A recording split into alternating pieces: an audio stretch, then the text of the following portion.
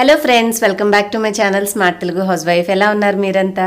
ఈరోజు నా హెయిర్ చూసారా ఎలా ఉందో? మీరు నేను కామెంట్ బాక్స్ వీడియో చెప్పినప్పుడు మీ హెయిర్ షార్ట్గా ఉంది, అంత బాగాలేదు అని చెప్పేసి చాలామంది అన్నారు.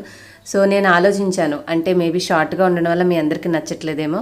పొట్టిగా అయిపోయిన జుట్టు నేను పొడిగైతే చేయలేను, కానీ ఆవిడ ఏం చేశారంటే చివర హెయిర్ కర్ల్ చేసి షార్ట్ చేసేసారనమాట. అది కర్ల్గా తిరగడం వల్ల.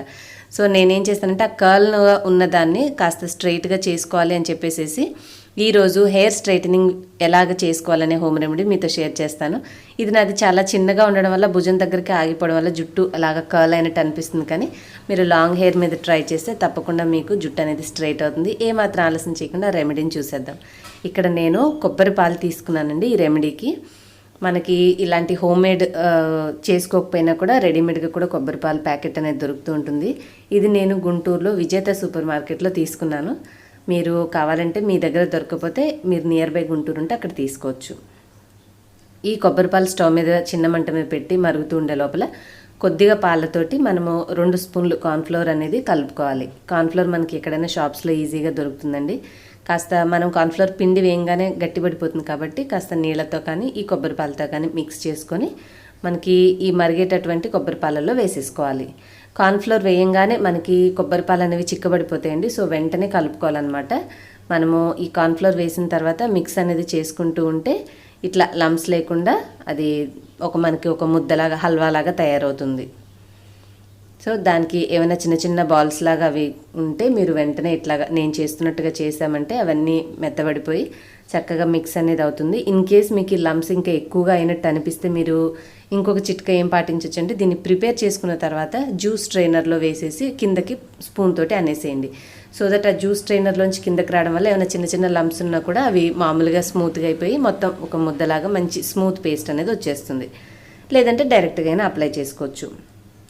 ఇప్పుడు ఇందులో నేను 1 స్పూన్ కోకోనట్ ఆయిల్ కూడా వేసుకున్నాను. కార్న్ఫ్లోర్ వల్ల ఏంటంటే హెయిర్ ప్యాక్ పెట్టుకున్నాక జుట్టు డ్రైగా అనిపించకుండా మనం 1 స్పూన్ కోకోనట్ ఆయిల్ యాడ్ చేసుకొని కొద్దిగా నిమ్మరసాన్ని కూడా వేసుకుంటే ఏంటంటే హెయిర్ చక్కగా మనకి డాండ్రఫ్ కానీ ఏదైనా ఇతర హెయిర్ ప్రాబ్లమ్స్ ఉన్నా కూడా పోతుంది. ప్లస్ హెయిర్ అనేది షైనీగా ఉంటుందన్నమాట. ఈ మిక్స్ అనేది ప్రిపేర్ చేసుకొని పూర్తిగా చల్లారే వరకు పక్కన పెట్టేసుకోవాలి. రెడీ చేశాక కలిపేసి కావాలంటే ఒక చిన్న బౌల్లో వేసేసి నీళ్ళల్లో పెట్టుకున్నా కూడా మనకి తొందరగా చల్లారుతుంది. సో ఈ విధంగా నేనైతే ఈ మిక్స్ని రెడీ చేసేసాను. చూడండి ఎట్లా ఉందో మీకు ఇప్పుడు చూపిస్తాను. మనకి సేమ్ ఒక పెరుగులాగా అనిపిస్తుంది అనమాట. ఫస్ట్ అయితే తలకి వెంట్రుకలు చిక్కు లేకుండా చక్కగా దూకుని 2 భాగాలుగా విడతీసేసుకొని మీరు కొంచెం కొంచెంగా తీసుకోవాలి. కొద్దిగా వెంట్రుకలు తీసుకుంటూ చేసుకోవాలన్నమాట.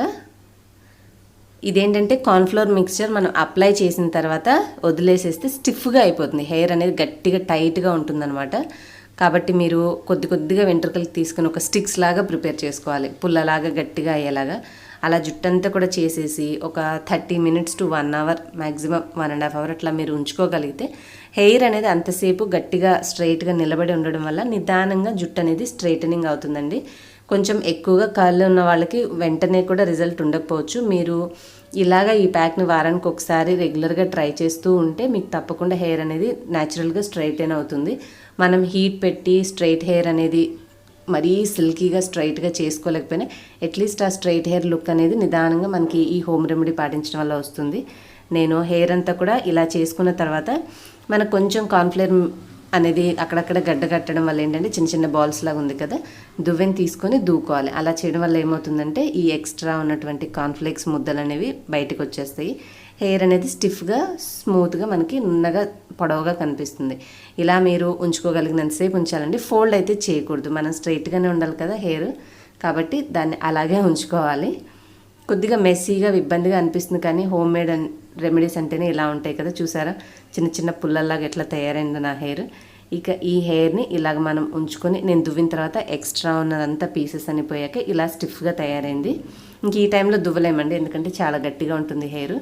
తర్వాత హెడ్ బాత్ చేసిన తర్వాత మీరు నా హెయిర్ని చూడండి. ఇంతకుముందు వాళ్ళు మెషిన్తో కర్ల్ చేయడం వల్ల హీట్ పెట్టి బాగా వంకరగా రౌండ్గా తిరిగినటువంటి హెయిర్ చక్కగా స్ట్రైట్గా వచ్చింది. బట్ ఇది న్యాచురల్ హోమ్ రెమెడీ కాబట్టి మనకి రిజల్ట్ అనేది 2 to 3 టైమ్స్ రెగ్యులర్గా యూస్ చేస్తే మనకు ఆ డిఫరెన్స్ అనేది తెలుస్తుంది. సో తప్పకుండా ట్రై చేసి మీకు ఎలా కుతుందో నా కామెంట్స్లో తెలియచేయండి. ఈ వీడియో నచ్చితే లైక్ చేసి షేర్ చేసి మీరు కొత్త వారైతే సబ్స్క్రైబ్ చేసుకోండి. Thanks for watching. నెక్స్ట్ వీడియోలో కలుస్తాను. Bye bye.